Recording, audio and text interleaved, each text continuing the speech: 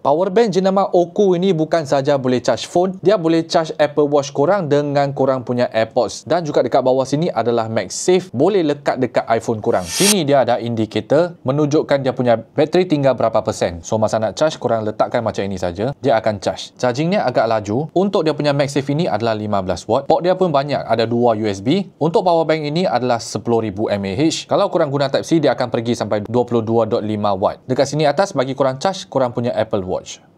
Charging. Untuk watch wireless charging, dia boleh pergi sampai 2.5 watt. Bukan begitu saja, dia boleh charge AirPod korang juga. Nampak tak?